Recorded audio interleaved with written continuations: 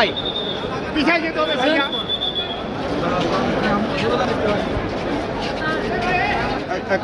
আপনারা দুই তিন আজকে ঢাকা সিএমএম আদালতে ফ্যাসিস্ট হাসিনার অন্যতম কয়েকজন অবৈধ মন্ত্রী এবং বিভিন্ন অঙ্গ সংগঠনের বিভিন্ন নেতা মোট 11 জনকে আজকে বিজ্ঞ আদালতে তদন্তকারী কর্মকর্তা উপস্থাপন করেন। তার মধ্যে আলোচিত এবং বিতর্কিত নাট্যকর্মী শমিকা আয়চার এবং সাবেক অবৈধ এমপি সাদেক খান এবং সাবেক বিতর্কিত আইজিপি চৌধুরী আব্দুল্লাহ আল মামুন এবং সাবেক অবৈধ মন্ত্রী আমির হোসেন আমু, দীপু মনি, সালমান এফ রহমান এবং সাবেক অবৈধ এমপি হাজি সেলিম এবং সাবেক বিতর্কিত আইজিপি শহীদুল ইসলাম এবং আলোচিত এবং বিতর্কিত ভারপ্রাপ্ত কর্মকর্তা যাত্রাবাড়ি থানার আবুল হাসান এবং সাবেক অবৈধ মন্ত্রী রাশেদ খান মেনন।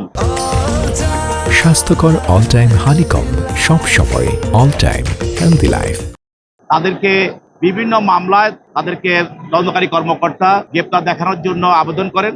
তাদের বিজ্ঞ আদালত তদন্তকারী কর্মকর্তার আবেদনের প্রেক্ষিতে তাদেরকে বিভিন্ন হত্যা এবং হত্যা চেষ্টা মামলায় তাদেরকে গ্রেপ্তার দেখানো হয়। এর মধ্যেই যাত্রাবাড়ি একটি থানা মামলায় আপনারা জানেন যে বাংলাদেশের সবচেয়ে আলোচিত এবং বিতর্কিত ফ্যাসিস্ট হাসিনার এক অন্যতম সহযোগী এবং বৈষম্য ছাত্র বিরোধী আন্দোলনের সময় যিনি গুলি করে যাত্রাবাড়িতে শত শত মানুষকে হত্যা করেছেন তার নেতৃত্বে সে ওসি আবুল হাসান। এবং আপনারা জানেন যে 5 তারিখের পরে যে থানার ভিতরে প্রায় 18টি লাশ স্তূপ অবস্থা পাওয়া গিয়েছিল, সে হাসানকে আজকে যাত্রাবাড়ি একটি হত্যা প্রচেষ্টা মামলায় তাকে প্রথমে গ্রেপ্তার দেখানো হয় এবং তার বিরুদ্ধে 5 দিনের রিমান্ড প্রার্থনা করা হয়। আর বিজ্ঞ আদালত তদন্তকারী কর্মকর্তার বক্তব্য শুনে এবং বক্তব্য শুনে তার বিরুদ্ধে 3 দিনের রিমান্ড মঞ্জুর করে তাকে জিজ্ঞাসাবাদ করার জন্য তদন্তকারী কর্মকর্তাকে অনুমতি প্রদান করেন।